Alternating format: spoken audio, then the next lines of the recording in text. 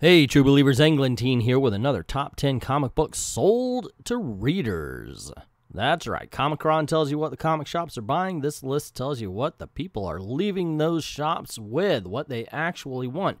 After we talk about the hard copies and what is being bought, gonna go on over to comixology, the world's largest digital comic book shop, and see who wins the digital week as well. Will it be DC, Marvel, Independents?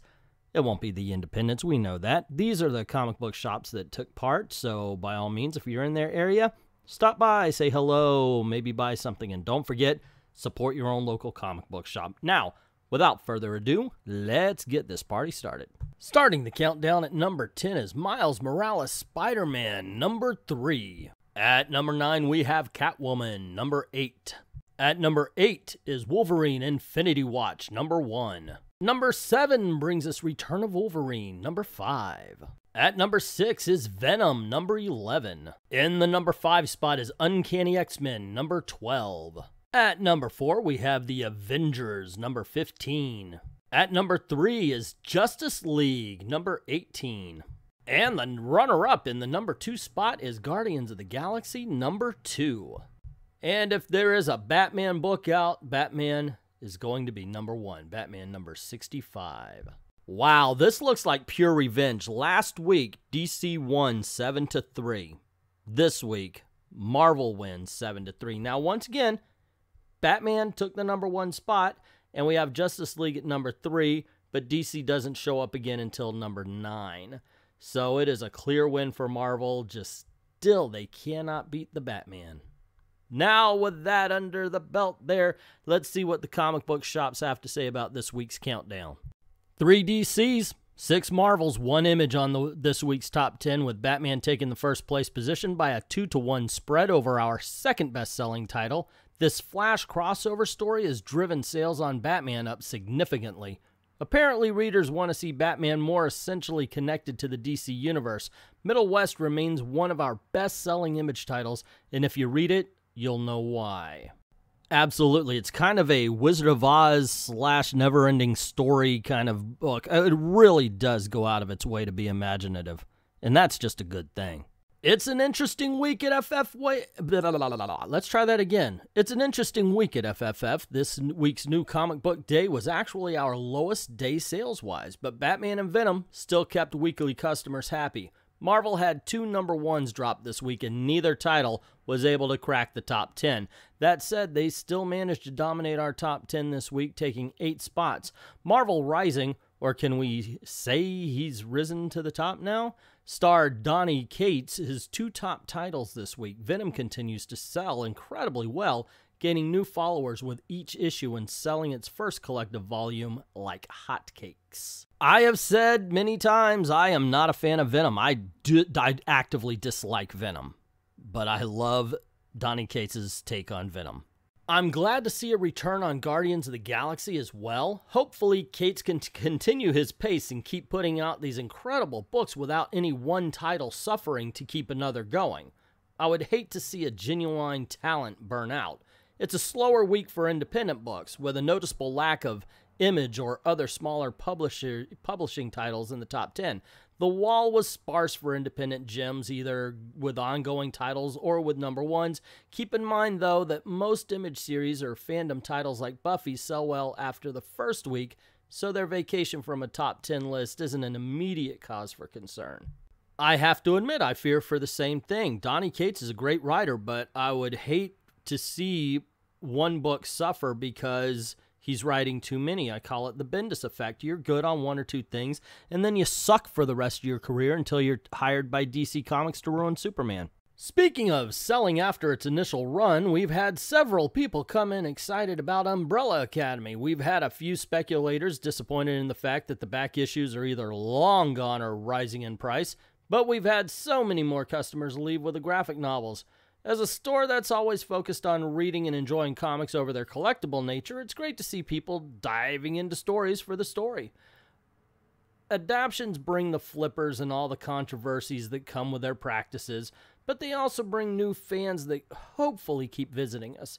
The only way this works is by selling comics to a market that embraces them when they're at their best, their worst, and everything in between. I have to admit, I am one of those people. I looked at Umbrella Academy first time around. It didn't appeal to me, so I was like, nah, I'm not really going to check this out. No. Then I saw the show, loved it, and said, oh, wow, okay, maybe I'll give this a second chance. And then I got the books, and yeah, it still sucks. I'm sorry, guys. If you're an Umbrella Academy fan, God bless you. It just is not my cup of tea. This was a weird week where only 2 DC books made it into our shop's top 10. It was a 2-8 split, DC and Marvel, and despite that, the 2 DC titles, Batman and Justice League, of course, still outperformed the competition. The fact that Return of Wolverine managed to pick up speed on the 5th and final issue was out of the ordinary, because the title admittedly has not been selling the best at our shop. I think everyone rubbernecked on it once they realized it was the ending, and I'd be remiss not to mention the fact that Wolverine's name somehow was in 3 of our top-selling titles, combined with consistent X-Men sales and Age of X-Men. Surprisingly, Marvel's Mutants carried the week. Honestly, okay, I've read Uncanny X-Men, and otherwise, gosh, you know what? I haven't read much of anything this month, so me and my brother are going to be really hitting you guys with a bunch of Marvel versus DC videos coming up here. Just trying to get everything from February reviewed in one of those big, long versus videos we like to do. So, yeah, stay tuned for that. Top sellers this week are usual suspects: Batman, Uncanny X-Men, Catwoman, etc. The big 2's respective tentpole team books continue to do well, holding the middle of the top sellers, even as they settle into double-digit issue numbers. The new Guardians of the Galaxy continues to maintain steam, something past relaunches have had trouble with, so that's nice to see. The bottom of the list is dominated by Spidey ancillary titles: Miles Morales, Friendly Neighborhood, and Venom.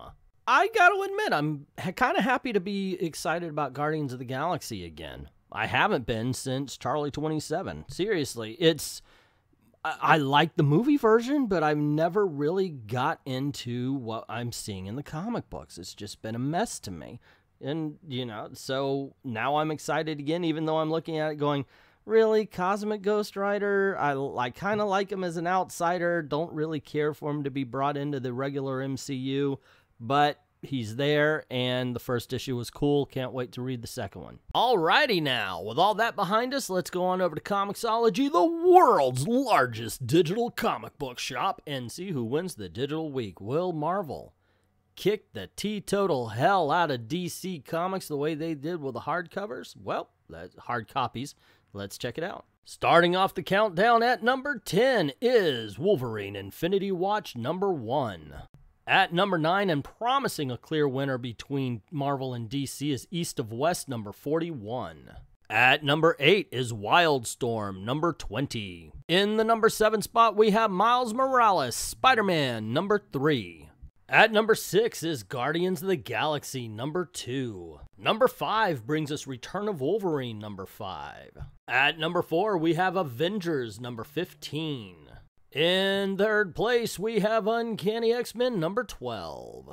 And the runner-up in second place, Justice League number 18. And at number 1, once again, we have The Batman. Wow, not a good week to be a DC fan. Although they did one better in this countdown, and Marvel did one worse because of East of West. Yeah, wow. 6 Marvel, 3 DC, 1 Image comic in that comic in the top 10 there. Wow, not good, because we know what happens on the back end. Yep, Marvel is going to kick DC's ass. They're going to stomp them like a narc at a biker rally. At number 11, we have Naomi number 2. It's now 6-4. Still Marvel's favor. At number 12, Nightwing number 57 makes it 6-5. Still Marvel's favor. At number 13, Monstrous number 20. It's 6 Marvel, 5 DC, and 2 Image. At number 14, we have Venom 11. It is now 7-5 Marvel's favor. At number 15, Aquaman number 45. It is now 7-6, still Marvel's favor. At number 16 is Friendly Neighborhood Spider-Man number 3. It is now 8-6, Marvel's favor. At number 17 is Avengers No Road Home number 2. It is now 9-6 in Marvel's favor. At number 18 is Teen Titans number 27. It is now 9-7 in Marvel's favor. At number 19 is Doctor Strange number 11. It is now 10-7 in Marvel's favor, and they win the game, especially after you get 11-7 with Jessica Jones number 2 at number 20. There you go, ladies and gentlemen. That is this countdown this week of what readers were buying, either from digital and from hard copy, and it was just a beat DC's butt week. As a DC fan, of course, I'm a little disappointed, but you know that's how it is. What really gets me is a year ago, it was hard for I was actually feeling embarrassed because I am a DC fan and I'm on their team and such. You know, I root for them all the time. And they were just winning. Well, get rid of Jeff Johns, in comes Dan Didio, and holy crap, what a reversal of fortune. Anyway, let me know what you think about all of this in the comment section below. Don't forget to hit like, share, subscribe, and the notification bell. If you like these videos, by all means, click on one of the boxes that are popping up here to link you to another one of our fine videos here for some excellent comic book entertainment. Don't forget to go on over to Patreon or to Ko-Fi and drop $1 in the till. Helps keep making videos for you. Thank everybody who's already done that. And to everyone, all of the true believers, thank you very, very much for watching.